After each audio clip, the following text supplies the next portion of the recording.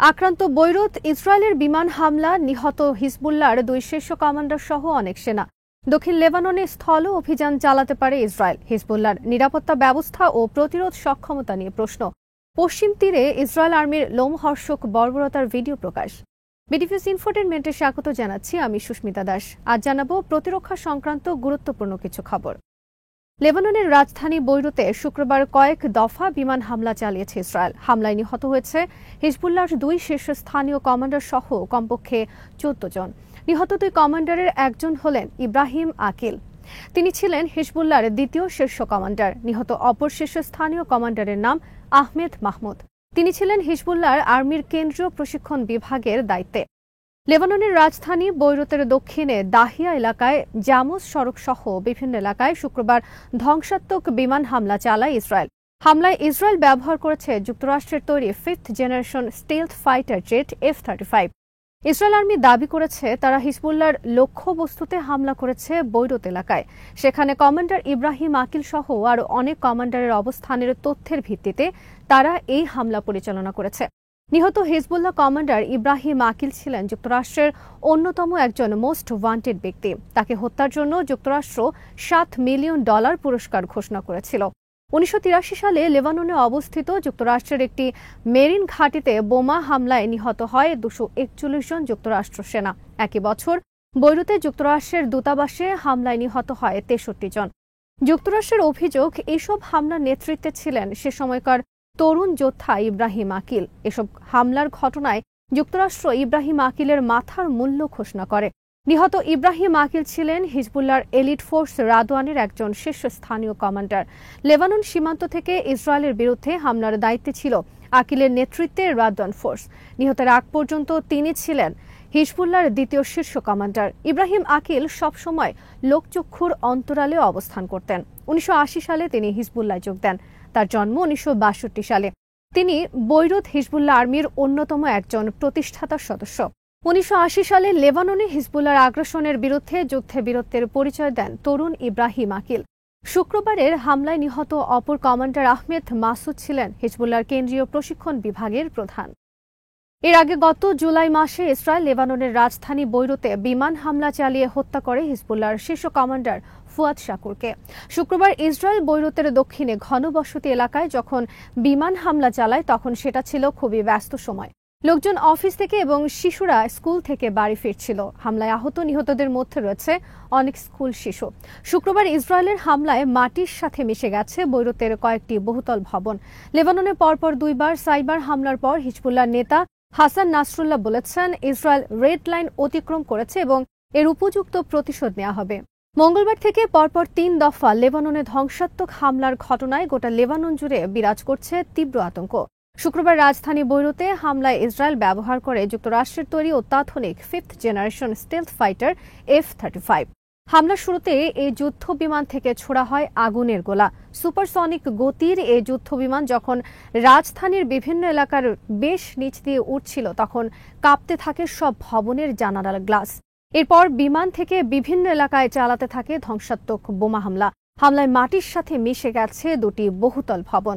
Israel army দাবি করেছে শুক্রবার তারা বিমান হামলা চালিয়ে ধ্বংস করেছে হিজবুল্লাহর অনেক অস্ত্রাগার, যেখানে সংরক্ষিত ছিল বিপুল পরিমাণ মিসাইল। হিজবুল্লাহ নেতা হাসান নাসরুল্লাহ ইসরায়েলের বিরুদ্ধে প্রতিশোধ নেয়ার ঘোষণা দিয়েছেন, কিন্তু তারা সেটিতে বর্তমানে কতটা সক্ষম তা নিয়ে প্রশ্ন দেখা দিয়েছে। হিজবুল্লাহর যোদ্ধারা বর্তমানে আশ্রয় নিয়েছে মাটির নিচে। হাসান নাসরুল্লাহর ভাষণের সময় লেবানিজরা রাস্তার পাশে ভিড় করে শুনত আগে, কিন্তু বৃহস্পতিবার হাসান নাসরুল্লাহর ভাষণের সময় লেবাননের রাস্তায় তেমন লোকজন দেখা যায়নি। শুক্রবার CNN এর বিশ্লেষণে বলা হয়েছে, মঙ্গল ও বুধবার হিজবুল্লাহর যোগাযোগ ডিভাইসে হামলা এবং এরপর লেবাননের রাজধানী বৈরুতে বিমান হামলার ফলে বড় যুদ্ধের দ্বারপ্রান্তে মধ্যপ্রাচ্য। লেবাননে ইসরায়েলের সর্বশেষ 3 দফা হামলাকে একটি বড় ধরনের স্পর্ধা হিসেবে আখ্যায়িত করেছে CNN এর বিশ্লেষণে বলা হয়েছে, দক্ষিণ লেবাননে স্থল অভিযানের প্রস্তুতি হিসেবে ইসরায়েল আর্মি পরপর 3 দফা এই হামলা চালিয়েছে কিনা তা নিশ্চিত নয়। ইসরায়েল আর্মি গত সপ্তাহে ঘোষণা দিয়েছে তারা উত্তর ইসরায়েলে মোতায়েন করতে যাচ্ছে 10 থেকে 20 হাজার সেনা। অনেকের আশঙ্কা, দক্ষিণ লেবাননে স্থল অভিযান চালাতে পারে ইসরায়েল। ইসরায়েলের এই ধরনের আগ্রাসন মোকাবেলা হিজবুল্লাহর পক্ষে সম্ভব নাও হতে পারে বলে মনে করছেন অনেক বিশ্লেষক।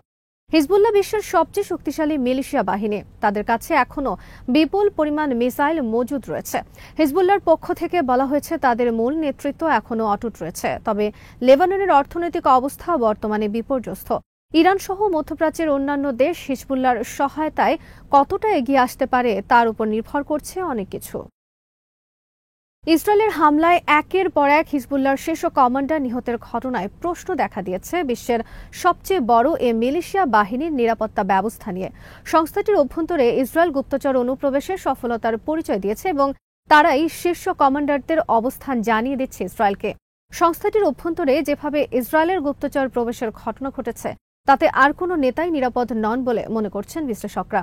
এর পাশাপাশি মঙ্গল ও বুধবার হিজবুল্লাহর পেইজার ও ওয়াকিটকি যোগাযোগ ডিভাইসে ইসরায়েলের সফল হামলা প্রমাণ করছে নিরাপত্তা ব্যবস্থা বিষয়ে সচেতনতা এবং দক্ষ নয় হিজবুল্লাহ।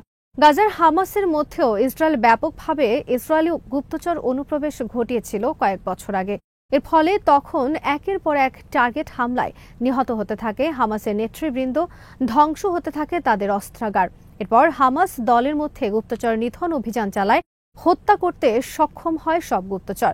এছাড়া যে কোনো যোগাযোগ ডিভাইস ব্যবহারের ক্ষেত্রে সতর্ক হামাস। নিজস্ব উদ্ভাবিত কোনো যোগাযোগ নেটওয়ার্কের বাইরে তারা অন্য কোনো নেটওয়ার্ক ব্যবহার করে না। নিরাপত্তার বিষয়ে হামাস যে সফলতার পরিচয় দিয়েছে সেরকম দক্ষতা ও সচেতনতার পরিচয় দিতে ব্যর্থ হয়েছে হিজবুল্লাহ। সামাজিক যোগাযোগ মাধ্যমে ছড়িয়ে পড়েছে পশ্চিম তীরে ইসরায়েলি আর্মির পৈশাচিক বর্বরতার একটি ভিডিও।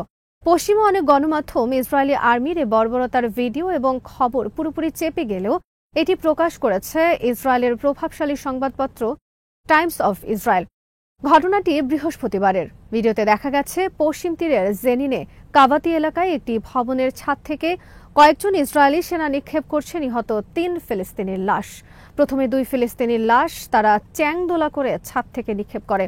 তৃতীয় আরেকজনের লাশ ইসরায়েলি সেনারা লাথি মারতে মারতে মাটিতে ফেলে রেলিংবিহীন ছাদ থেকে। যুক্তরাষ্ট্রের পক্ষ থেকে বলা হয়েছে দৃশ্য তাদের জন্য খুবই ডিস্টার্বিং। ইসরায়েল আর্মির বিবৃতিতে বলা হয়েছে যে 3 ফিলিস্তিনের লাশ ছাদ থেকে ফেলেছে তারা ছিল সন্ত্রাসী। গাজার ন্যায় পশ্চিম তীরেও মানবতা বিরোধী যুদ্ধাপরাধে লিপ্ত ইসরায়েল আর্মি। গাজায় চলমান যুদ্ধের মধ্যে ইসরায়েল আর্মি প্রায় 1 মাস হল পশ্চিম তীরেও বিমান হামলা এবং স্থল অভিযান শুরু করে। পশ্চিম তীর হামাসের নিয়ন্ত্রিত কোনো এলাকা নয়, বরং সেখানেই প্রতিষ্ঠিত মাহমুদ আব্বাসের নেতৃত্বে নামে মাত্র স্বাধীন ফিলিস্তিনি রাষ্ট্র। মাহমুদ আব্বাসের সরকার ইসরায়েল এবং যুক্তরাষ্ট্রের দালাল হিসেবে পরিচিত। 1967 সাল থেকে পশ্চিম তীরে মোতায়েন রয়েছে ইসরায়েল আর্মি এবং সেখানে ফিলিস্তিনিদের বাড়িঘর জমি দখল করে তারা 7 লাখের বেশি ইসরায়েলিদের জন্য অবৈধ বসতি, সামরিক ঘাঁটি, জেলখানা স্থাপন করেছে।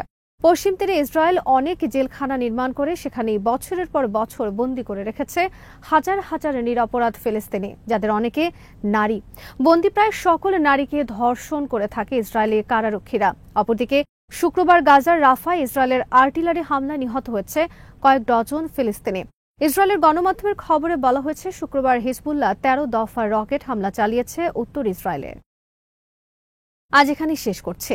সমরাস্ত্র, প্রতিরক্ষা ও কূটনীতির নানা তথ্য জানতে চোখ রাখুন বিডিভিউজ ইনফোটেনমেন্টে।